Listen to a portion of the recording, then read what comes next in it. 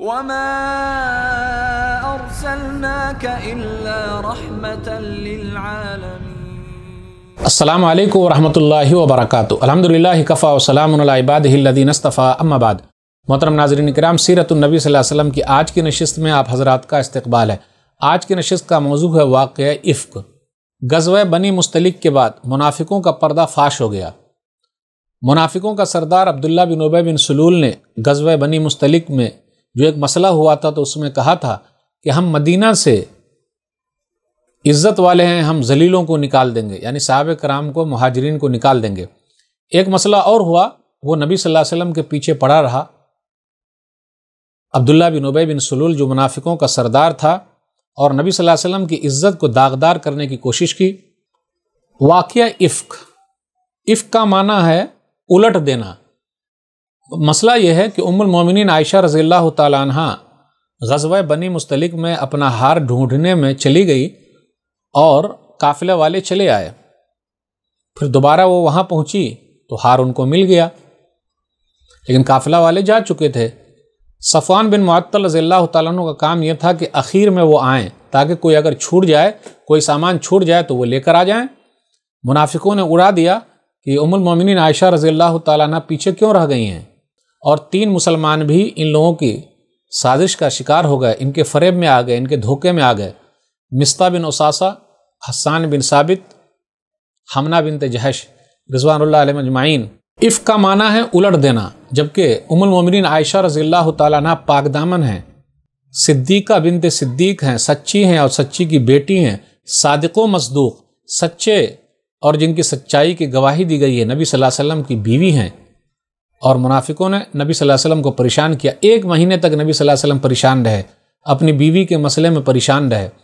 نبی صلی اللہ علیہ وسلم کو اگر غیب کا علم ہوتا تو پریشان نہیں ہوتے اور اپنی بیوی کو بھی سمجھا دیتے۔ 1 مہینے کے بعد سورہ نور سورہ نمبر 24 کی 10 آیتیں اتری، آیت نمبر 11 سے آیت نمبر 20 تک۔ ان الذین جاءوا بالافک عصبۃ منکم سے لے کر ولولا فضل اللہ علیکم ورحمتہ یہاں تک اتری، اور آسمان سے عائشہ رضی اللہ تعالیٰ عنہ کی برات اللہ نے اتار دی۔ قرآن کی تلاوت قیامت کی صبح تک ہوتی رہے گی کہ نبی صلی اللہ علیہ وسلم کے گھر والوں کو جو پریشان کریں گے ان کو سمجھ میں آنا چاہیے کہ نبی صلی اللہ علیہ وسلم کی بیوی پاک دامن ہے۔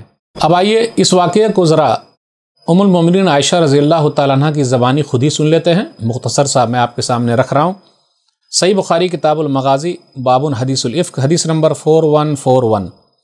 وہ خود کہتی ہیں کہ میں اپنا ہار دیکھنے کے لیے نکلی، لیکن وہ ہار تو وہیں تھا، جس اونٹنی پر وہ سوار تھی وہیں گر گیا تھا، لیکن وہ سمجھی کہ جہاں قضائے حاجت کے لیے گئی ہیں ہو سکتا ہے وہاں ہو، لیکن جب تک وہ آتی قافلہ والے جا چکے تھے، لیکن وہ وہیں بیٹھ گئی، انتظار کیا۔ صفوان بن معطل رضی اللہ تعالیٰ عنہ وہاں سے گزرے تو ان کو دیکھا، انا للہ پڑھا۔ وہ خود کہتی ہیں فخمرت وجہی بجلبابی، میں نے اپنی چادر سے اپنا چہرہ ڈھانک لیا۔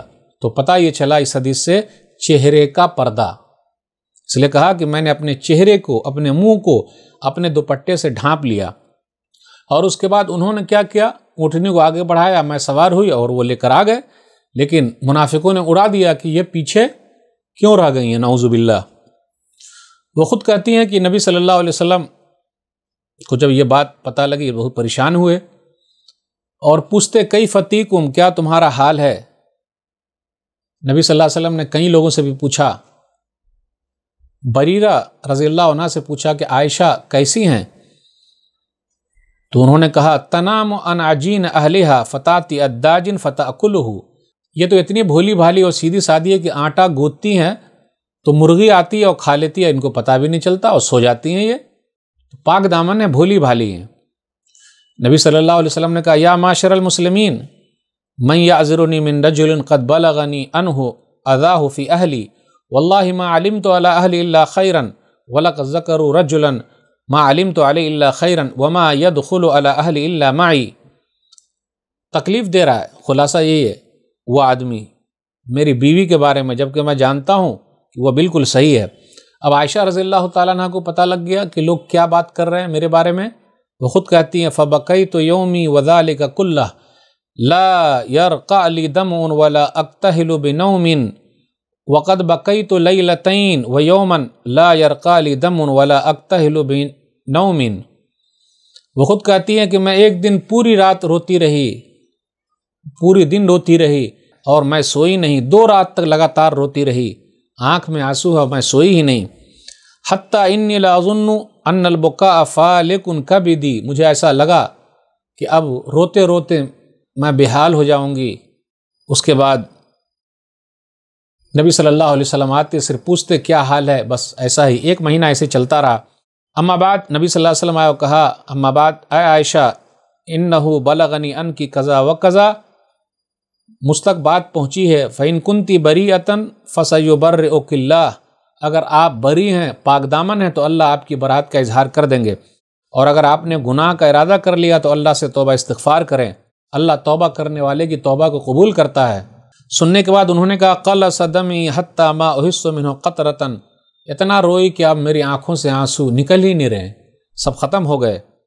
اس کے بعد انہوں نے کہا، کیونکہ نبی صلی اللہ علیہ وسلم نے ان کو بھیج دیا تھا اپنے ماں باپ کے گھر، ام المومنین عائشہ رضی اللہ تعالیٰ عنہ کو، تو انہوں نے کہا اپنے ابا سے کہ آپ جواب دیجئے. تو ان کے ابا ابو بکر صدیق رضی اللہ تعالیٰ عنہ نے کہا واللہ ما ادری ما اقول لرسول اللہ صلی اللہ علیہ وسلم، میں کیا کہوں، مجھے کچھ بھی نہیں پتا. اپنی ماں ام رومان سے کہا کہ آپ جواب دیجئے، تو انہوں نے وہی کہا واللہ ما ادری ما اقول لرسول اللہ صلی اللہ علیہ وسلم، میں اللہ کے رسول صلی اللہ علیہ وسلم سے کیا کہوں. وہ خود کہتی ہیں لا اقرأ من القرآن کثیرا، میں قرآن زیادہ پڑھی ہوئی نہیں تھی. اس کے بعد وہ خود کہتی انی بریئۃ لا تصدقونی، بے شک میں اس کام سے بری ہوں، الگ تھلگ ہوں، لیکن تم لوگ میری بات نہیں مانو گے، اور اگر میں برائی کے بارے میں بول دوں تو تم لوگ تصدیق کرو گے، لیکن میں تو یہی کہوں گی فواللہ لا اجد لی ولکم مثلا الا ابا یوسف، وہی کہوں گی جو یوسف علیہ السلام کے ابا یعقوب علیہ السلام نے کہا تھا فصبر جمیل واللہ المستعان علی ما تصفون. سورہ یوسف سورہ نمبر 12 آیت نمبر 18، کہ بس صبر ہی کرنا ہے اور اللہ مددگار ہے جو تم لوگ بیان کر رہے ہو.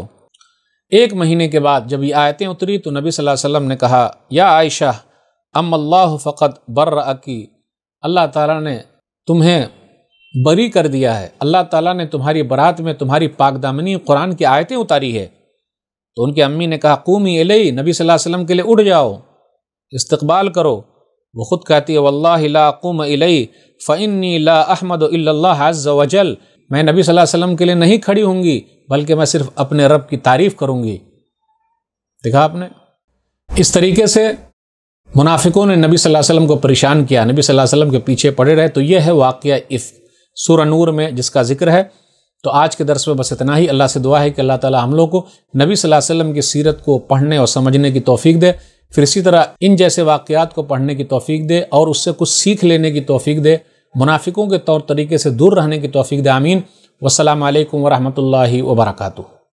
وما أرسلناك إلا رحمة للعالمين.